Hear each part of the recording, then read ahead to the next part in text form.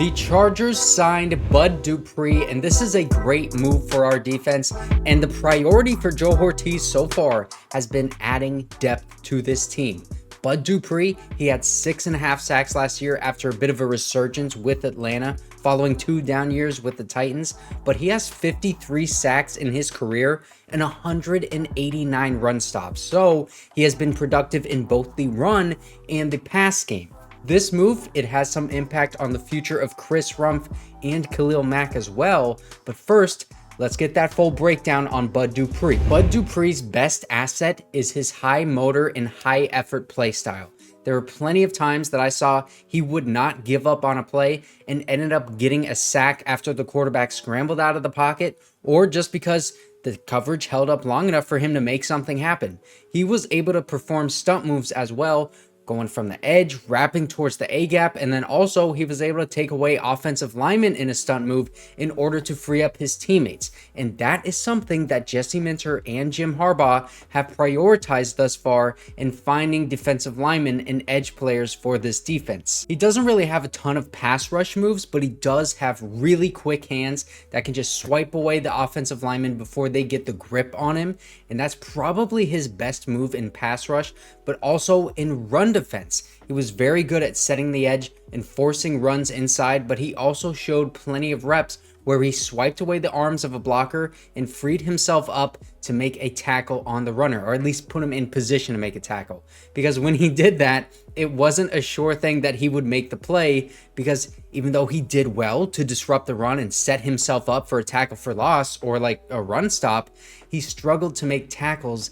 And that is something that has plagued him his whole career, because he has 201 tackles, 51 missed tackles in 9 seasons. He has a 16% missed tackle rate and had 10 missed tackles just last year. And it's mostly due to just like his tackling form. He tends to lunge at guys instead of just like staying square and wrapping up. He tends to leave his feet and lead with his head, which is exactly what you don't want to do. He doesn't have a ton of positional versatility, which is something that Joe Hortiz and Jim Harbaugh have valued a lot thus far in building the roster. He's mostly just going to be on the edge, like an outside linebacker, just pure edge player like Joey Bosa and Khalil Mack. And when Bud Dupree does do his pass rush, he's typically just going to go around the outside. He's going to try to beat guys with speed. He's very rarely going to make a move to try to cut and beat someone towards the inside. But that doesn't mean that he's a limited pass rusher, because he still has been very productive throughout his career. And actually, for as productive as he has been, I was surprised to see that his PFF grades have been pretty bad throughout his entire career. His highest grades were in the 70s, but I went back and watched a few games of him just this past season, and I think I understand why PFF didn't really grade him well. He tends to benefit from like some coverage sacks, which basically means he didn't create instant pressure on the quarterback, and he had more time than usual to get a sack because the coverage on defense was so good, and the QB, he just has nowhere to throw.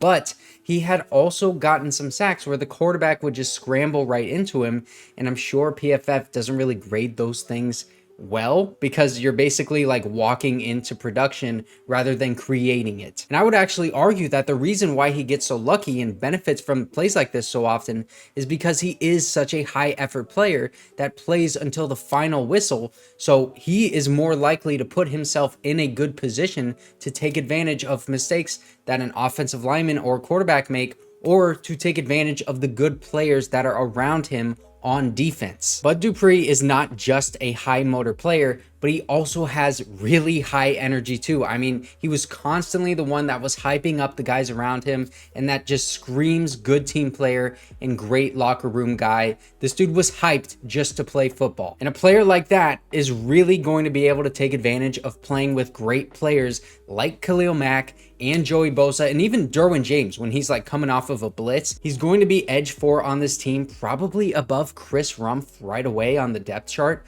and he's going to allow Joey Bosa and Khalil Mack to get some rest and allow them to be fresher when they're on the field in that defensive or in that edge rotation. And that was actually a big reason that Bud Dupree did choose to sign with the Chargers over like the Steelers, is because he wanted to have that opportunity of playing alongside great players like Joey Bosa and like Khalil Mack. And also, the greatest fantasy sports app is Underdog Fantasy. Make sure to click on my link in the description and use my promo code McLean, that is MACLANE, and you will get a special pick'em and a first-time deposit offer up to $250 in bonus cash to play with. This is a new offer that Underdog is doing, so if you want, use my promo code. It's my favorite fantasy sports app. As you guys know, I love Underdog.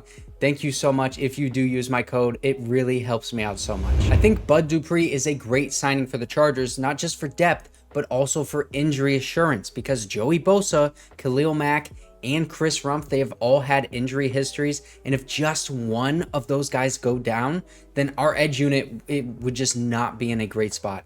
But I think this is also insurance for the future, which is crazy to say for a 31-year-old edge rusher that we just signed, but Bud Dupree was signed to a 2-year deal, and that was for a reason. I think that reason is because Khalil Mack and Chris Rumph are entering the final year on their contracts with the team, and they want flexibility in case like Khalil Mack either retires or his play declines due to his age, and also in the case of Chris Rumph not being productive for them, or even worse, just flat out not even being available. And let's just say worst case scenario, right? Both of those things happen, and then on top of that, Joey Bosa, he's got injuries too that he's dealing with, or he just doesn't even get back to the form that we saw earlier in his career, and now we only have Tuli Tuipulotu as a solid edge player for us, and then absolutely nothing outside of him. This move is getting ahead of a potentially just terrible situation with that edge unit, while also adding depth to the rotation right now this year, because Bud Dupree, he's going to be seeing playing time even if all of these guys stay healthy. And I actually find it really interesting that Bud Dupree was their most expensive signing of the Joe Hortiz era, and it came so late in the process too. He signed for $6 million base value, and then that can go up to $10 million with incentives. Now, just because he is the most expensive free agent, I'm not saying that we should expect him to have like 8 sacks this year and play like the best free agent that we signed this offseason, but I think it is significant that they are willing to spend way more at the edge position, even though they already have a ton of money to that position with both Joey Bosa and Khalil Mack.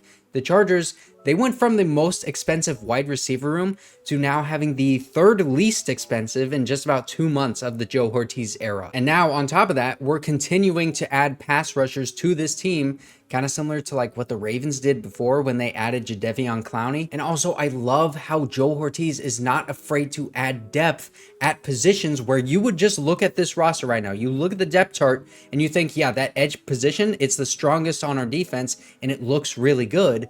But Chargers fans, we know that things can go haywire during the course of a season, and the edge unit right here, it looks great right now. It could just fall apart by like week 5. And I'm sure that this 2-year deal, it's going to have an option to cut him after this season just in case. But the way that this contract is structured, it tells us they want injury assurance and depth for this year, while also having flexibility and depth for next year. And this doesn't count against the comp pick formula because it's after the draft. It's not a ton of money, even though this is the largest amount that they've given out so far.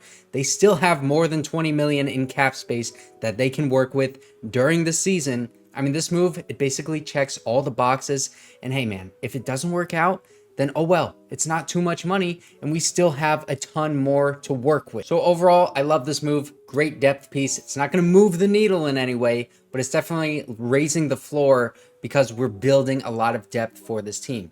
And if you did not see my video from Friday, Joe Hortiz was talking about the plan to maximize Justin Herbert.